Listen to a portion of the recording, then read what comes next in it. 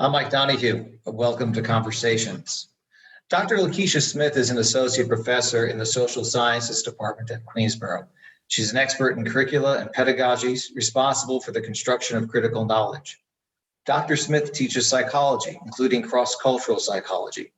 Some of your recently published research about the instructor-student relationship, I hope we get to talk about that later and how that shapes learning.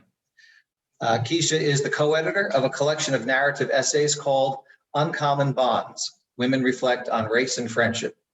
One of Dr. Smith's newest projects is Black Heirlooms, African American Families and Their Stories of Continuity, which we will definitely talk about. Dr. Smith, welcome. Thank you so much for having me.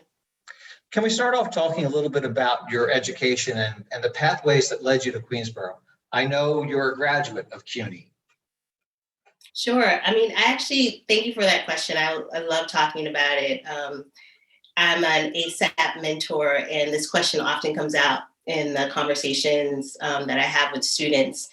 And I think it's really important for us to kind of allow students to know that there are a lot of different ways to reach the path or there's a lot of different journeys to the path that you take.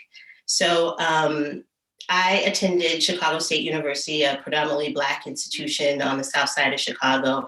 And, I didn't start college until I was 20. So I think of myself kind of as a non-traditional student in that way. And it wasn't necessarily because I had troubles in school or anything like that. It's just, I had other interests and I didn't think college was for me at that time.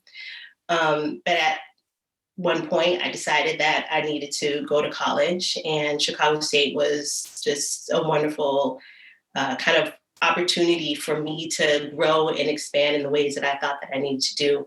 At Chicago State, I had the opportunity to be mentored by a whole host of professors who really took interest in my intellect. And that was really important because I'd say I didn't really have that in high school. And in the last couple of years at Chicago State, I was selected to participate in a summer research program. It's similar to the CERT program that we have here at QCC, the Summer Intensive Research Program that we have here at QCC. So I did that at the University of Chicago, and it was really there that I developed a love of research. So I ended up spending the summer at UOC and then working in the lab around babies and predictive relationships and knowledge that babies had. And I ended up working in the lab until I graduated. And it was just kind of like the light bulb went out, it was like, wow, this is what I want to do. I want to do research. I like kind of asking questions. And so through mentorship at the University of Chicago, mentorship at Chicago State, someone's like, oh, wait, you need to go to graduate school. That's the next step for you. And I was like, wait, hold on a second. Wait, I don't even have a master's degree. And you're telling me that I should go pursue a PhD. And they're like, yes, you can do it. And so I did. Right. And I applied to CUNY, the Graduate Center, because I really wanted to work in a program that took seriously education for Black folks. So I applied to the Social Personality Psychology program and was accepted, obviously, and got to work with Michelle Fine, who is one of the premier scholars in education and social justice, and William Cross, who is the godfather of Black psychology. And I was just felt so much gratitude for both of them. Through their tutelage, I was able to write a dissertation on the Mississippi Freedom Schools and African-centered schools. And I looked at their past and current iterations. And, it was great. I had a great time. I had a really good time working on that. I got a chance to work with the Children's Defense Fund. I visited Alex Haley's farm in Tennessee. Just really enriching experiences And the dissertation was about those two educational sites, but it really was about the educational development of Black students and these sites being possibilities where Black students could grow and kind of understand their educational development and trajectory. So after college or after graduate school, I had the pleasure of working with a lot of different institutions throughout New York City. And I was kind of like figuring out and finding my way. I landed at a small liberal arts college here in New York and took an administrative role, right? And I tell you, it was another one of those experiences where I just learned so much. I was responsible for everything, for the budget, for the faculty, and it was a tremendous amount of responsibility, but it showed me the inner workings of a college and how important it is to have shared leadership. And I enjoyed my role as an administrator, but I have to tell you, I really, really miss teaching. It gives you a real helicopter view and intimate view at the same time. Yeah, absolutely. So I miss teaching, and it was kind of this little thing that was gnawing at the back of my ear, like, come on, girl, you're an educator, you're a teacher, you need to get back into the classroom. And, I would, kind of go to the president of the college and say, can I have just, a little bit of time? I'd like to teach this class, and that's why it's important. I'm the only one to teach it. And, I think after a while they were getting tired of me doing that. And I kind of took a step back and looked at where I was in my career, and I decided that I needed to go back to teaching.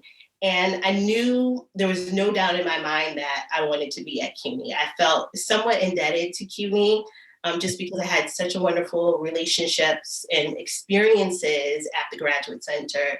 And I'd seen the ways in which CUNY had the ability to, change people's lives, literally. Right. Yeah. And so I wanted to be at CUNY. Right. And I applied to QCC because I thought it was, just this kind of beacon of diversity. And I really liked that.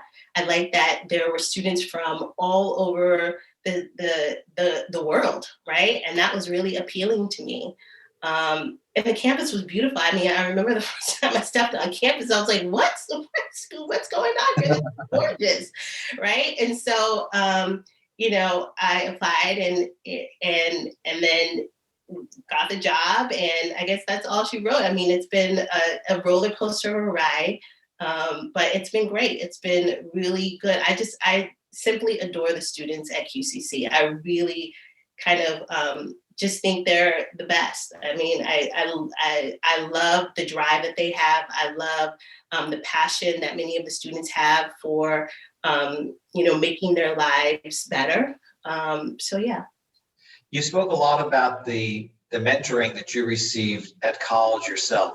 And I know some of your research focuses on that relationship that students have with their professors and their instructors. Can you tell me, because I had read an article that you had done not too long ago, and it revealed that, even though with all the technology we have, all the new tools that we have for learning, all the resources that are available to college students, what most of them really rely on, especially when they're, having difficulty or they're encountering some sort of challenge, is that relationship that they have with their professor. Were you surprised that there was such a reliance on that personal relationship? No, I mean, I was relieved. This is a research project that I did with Dr. Ramel Robertson, another psychologist in the social sciences department, QCC. And we were kind of interested in two different things. First, we were interested in this idea of knowledge, like what is knowledge? Like, I think of myself as a critical pedagogue. So I follow the works of folks like Henry Giroux and Bell Hooks and Paulo Freire. And critical pedagogy is about the ways in which knowledge is constructed in environments and cultures, right? So what is being produced and reproduced as knowledge, right? And so obviously, if you're looking at knowledge construction, you have to look at the relationship that the people within the various culture within the environment they have with one another. And so, they're all, there are these sometimes shiny things that we are attracted to in our classes, right? So it might be the new curriculum or the new digital enhancements, right? Right.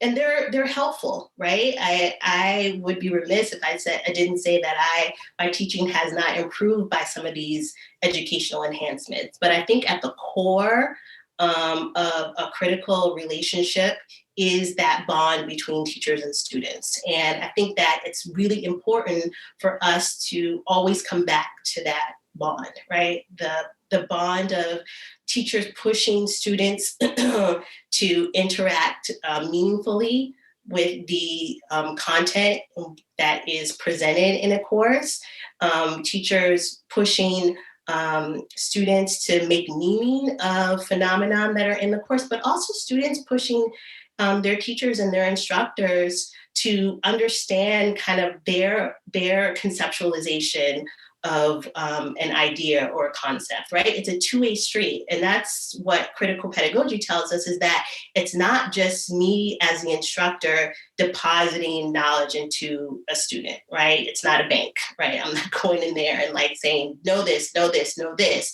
It's really about the interchange and the interaction that comes from my understanding of concepts, their understanding of concepts. That's how you build a critical understanding of information. How much of that relationship is dependent on the student really pursuing and reaching out to their mentor, to their professor and instructor, and how much it is of the flip side of that, the teacher reaching out to the student? I think that's a really good question, because I find that sometimes the onus is really on the students. Like we say, wait, you're in college, you're grown now, it's your responsibility to get the knowledge that I'm putting there, right? But Right. I feel like that's a little bit problematic, right? Because it just does put the onus on the students, right? There is a responsibility that I have as an instructor to make the information accessible to them, right? Students want to be in college or they wouldn't have come. There's a gazillion other things that they could have chosen to do besides be in college. So there's a want there. There's some sort of commitment to their educational development. So my job really is to figure out ways how to peak that, to like tap into that. So I think it's a two-way street, right? It's partly the student and it's partly the instructor. Again, that's what critical pedagogues say. Like there is this rapport, there's this contract, this responsibility that is embedded in both of our identities, both of our relationships, both of our commitments that need to be upholded to engage in knowledge construction. Keisha, you talked about going to college when you were 20 and viewing yourself really as a non-traditional college student. Do you therefore have a special empathy with Queensborough students who have come in with a similar pathway or background to you, that they didn't leave from high school right away to go to college? Yeah. I think we at Queensborough, we have like a whole host of different kinds of students. We actually have students that come straight out of high school. Yeah. We have students who did not have the best experiences in high school, and, they're kind of coming to us tenuously. We have mothers and fathers and grandfathers and grandmothers who are coming back. And I actually enjoy that. I think that how you find your way to college is important, but it's not the end all be all, right? It's like, it's a pathway, like I said earlier, right? It's a pathway to getting to where you need to be. And so I really enjoy it. I think that it's in that, yes, I have an affinity toward them, toward non-traditional students, but I actually have affinity towards students. Like, like however you find your way to college, it's fine, that you're here and that you've made a commitment to learn, I think is the most important piece. I know that you've been recognized widely for your commitment to social justice and the work that you do. What has you focused on that so much? Well, I think first and foremost, my family, right? I was raised by people, mother, father, grandfather, grandmother, aunts and uncles who really have a commitment to righteousness. My dad always, my dad will call me and he'll say something like, you need to be on this road to righteousness, right? And I'm like, yes, Dad. My mom and my grandmother, they were doing the work, and so I have these examples as a little girl from, folks really making it their business to stand up for what they thought was right. And so I think it started probably with my family. But like I said before, I have had a string of experiences from college, at Chicago State, working with psychologists who are really adamant about making sure that Black psychologists were part of my understanding of self, right? And at the Graduate Center, working with scholars who, like I said, made it their business to really challenge the status quo, to think about the ways in which disenfranchisement, is concentrated on certain individuals, and trying to understand the reasons why, and not just figuring out the reasons why, but coming up with solutions to combat some of the social ills that we have in our society. So I did. I think I've had a string of experiences, and even my work as an administrator. It was really I worked with adult students. Right. These were students who were coming back to school, and they weren't 20 years old. These were folks who were like 30s and 40s and 50s. I mean, I had a student at one point who was 70, and so these were folks who, always believed in the power of education, but their life circumstances didn't always favor them going to school. And so they had made the commitment to come back. And I cherished that. I really wanted, to be an administrator who honored that commitment. Like I said, I think I just had some experiences throughout my life that have really kind of concretized and solidified how important it is to maintain a commitment to social justice. Obviously, your family is a real source of inspiration and strength from you. You talk about students and their backgrounds and their ages and the strength that they come with in order to go back to college or start college for the first time. Those stories really, for me, inspire me. And I know the stories of families especially are essential to this current project that you're working on, Black Heirlooms, African American families and their stories of continuity. So can you tell me how this, I think it's a 3-part research project, but can you tell me how it began? Well, it's so funny. This sounds really trivial, but I'm going to tell you it anyway, because this is the truth. Like, I was going through my closet and I was looking through some things, and I came across this pair of shoes that my grandmother had given me and I'd worn on my wedding day. And I said, wow, and I'd kind of forgot, I'd been married for a while. And so I'd kind of forgotten about them. And they were kind of sitting in the back of my closet. And, so I had these shoes and it kind of just popped, right? It kind of just was like, wow, these shoes are something that's really important to me, right? And then I started thinking about my grandmother and the kind of person that she is, and all of the things that she has kind of sacrificed for our family to be in the position that it is in. And just how much of a strong person that she is. But then I started thinking about multiple people in my family and how they, rock the boat sometimes because they want to see things being done in an equitable way. And I think about the sacrifices that folks in my family have made to put me in the position that I'm in. And so it all kind of came together. And then I started thinking about, what this object was, right? And it really wasn't in my language to call it an heirloom, but I started to think about it and I was like, wait, this is an heirloom, right? This is something that has been passed down to me. It's not heirloom in a traditional way, but it is something that is of value.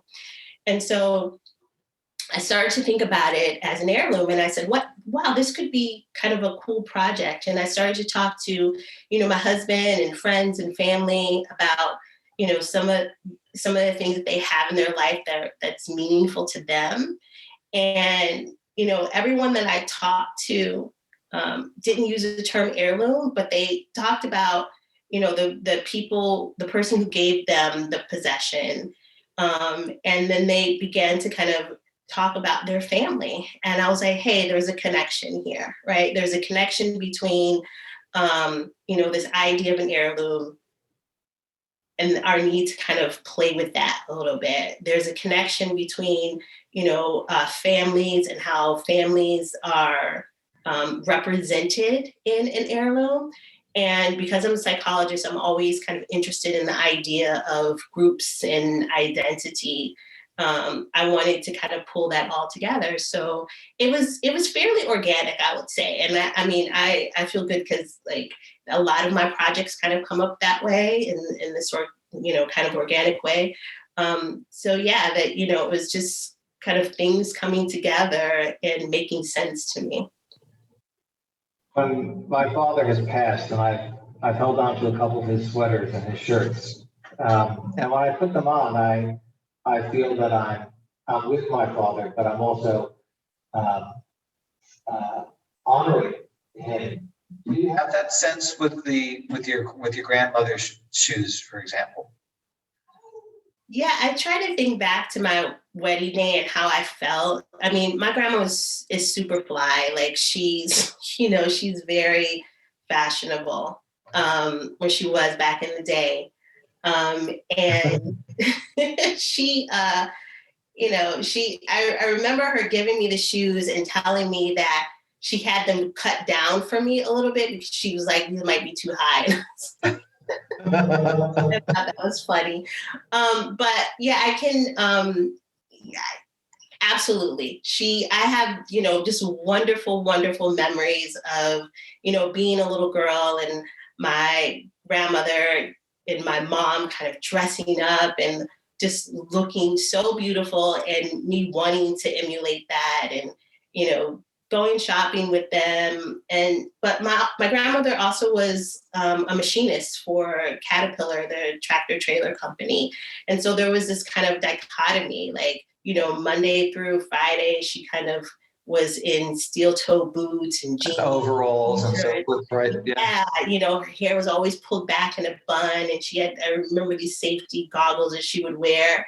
But then, on the weekends when she wasn't working, like it was like magical, and then she was like super stylish and, if we'd go to church or whatever, she would have beautiful coats and, nice dresses and jewelry and earring, it was so that seemingly dichotomous behavior from the outside person, from somebody looking outside, it might be kind of like too much of a contrast. But to me, that really was the epitome of her and some kind of a nod to my family, right? That there were these different kind of identities that seem in contrast with one another, but all kind of came together to produce this beautiful mosaic of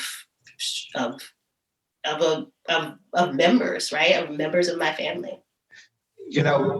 My father's, there's no monetary value to my father's clothes. So there's not a lot of, in my case, the tangible value is not there in the heirloom, but it's the person or the transmitter of the heirloom that's really important to me.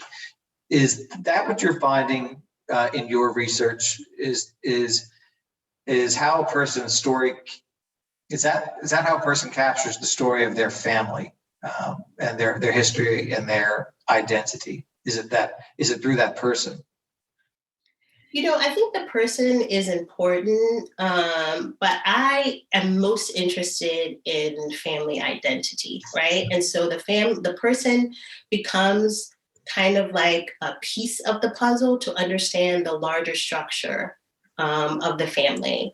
And I think the reason why I'm so interested in understanding the family is because, traditionally Black families in social science literature have been pathologized, right? They're thought of as less than, they're researched under this deficit model. And so I think it's really important for me to kind of disrupt that narrative. Can you explain that a little bit to me? Yeah. That deconstruction? Yeah. So, a lot of social science literature really looks at the Black family as the sole kind of bearer of their circumstances without necessarily understanding the social structures that have placed Black families in the material and psychological conditions in which they are, right? I mean, I don't even know if it's supposed to say it, right? This kind of pathological construction has gone on for a long time, but I think it was in the 1965 when the Moynihan Report kind of landed on the scene, is really when it was kind of solidified in the literature that Black folks were dysfunctional, right? That Black families were dysfunctional. And the Moynihan Report, talked about single mothers, welfare states, absent fathers, all of these things. And it made it seem as if it was inherent to the family without looking at the social condition, the social structures, the consistent racism and disenfranchisement, and the systematic disadvantages that Black people face in our country, right? Without looking at that as a unit of analysis, there's really no way to kind of understand the conditions of Black folks, right? And so what that report did is make it, like I said, inherent to the family instead of making it about a understanding of the systematic racism that was occurring in our society. So I really wanted to, and that narrative has persisted, right? I mean, we do have instances and examples in the social science literature that disrupt that narrative, but that is fairly consistent in the narrative, in the literature. And so I wanted to disrupt that. I mean, that is not the way in which we need to understand the Black family. It's not using that deficit model. And I think Black Heirlooms is kind of a foray into that conversation, to look at the ways in which families thrive even in the face of systematic racism, right? And this is not to swing the pendulum completely the other way and say that everything is fine with Black families. It's just to create a more nuanced and create a more, in my opinion, true representation of the family. That is really important to the Black family. It's not necessarily just about this kind of nuclear configuration. Like a lot of times in the social science literature, we want to think about the family as this set of concentric circles, like there's a nuclear family and then extends out and extends out. Right. And that's not necessarily the way that Black families operate. It's not what I've found. It's not what I see in my own experiences. It's more like conjoined circles, right? So you have some overlap here. And kinship is really important. Fictive kinship is really important. I mean, I grew up with aunts and uncles that had no real blood relationship to me, but they were still my aunts and uncles. My children now, they have, aunts and uncles and cousins and they don't know if they're blood related or not. I mean, and that's real to me. That's not even the purpose, right? It's about the idea of there being a village or a community that comes together that shares in the collective responsibility of development of children or families in general. So for you, has the definition or concept of family changed along the way? Or has it been reinforced? I think more than anything, it's been reinforced, right? I don't think it's been changed so much because I have personal examples of fictive kid in my family. I know how important it is to have a strong network of folks who are kind of rooting for you and rooting for your family and who are part and parcel to the people that help you grow and expand. And that could be folks who are blood related or not. So and the idea of fictive kin and kinship is part of the literature, right? It's definitely part of the literature. So I wasn't necessarily surprised by that. I'm glad that it came out, and I have some empirical evidence for its stability in the Black family. So, but yeah, I wasn't surprised. So what do you want to ultimately achieve with this project for yourself and for the people who read it? How far along are you in it? Because I know it's a multi-stage process for you. Yeah. So I finished the first stage, which was kind of like a pilot study. And then that pilot study, I got to do extensive interviews with 4 people around their heirloom. And it really was just kind of a way for me to see if my kind of hypotheses were right about what I thought I might see in terms of an heirloom. So I'm currently in the second stage of the project, which is kind of a more expanded version. And I hope to do more interviews with folks. I want to engage in some autoethnographic work where I use my own family as a unit of analysis. And I hope to turn it into a book. I'd like to do some, social media around it, because whenever I talk to folks about the project, everyone's like, well, I'm an heirloom too, So, and I think that's the other piece of the project that I'm really kind of excited about, is this redefinition of heirloom, right? Like, I think when folks think about the term heirloom, it sounds kind of hoity, right? Like, right, you think of a piece of jewelry, or you think of exactly. yeah. Yeah, and so it's like, wait a second, yes, that is true of an heirloom, but there are a lot of different ways in which we can think about the term heirloom. And so the project is really about reconceptualizing what it means to have an heirloom, right? So it's not just based on something that has monetary value, right? It may not be something that is passed down from 4 and 5 generations.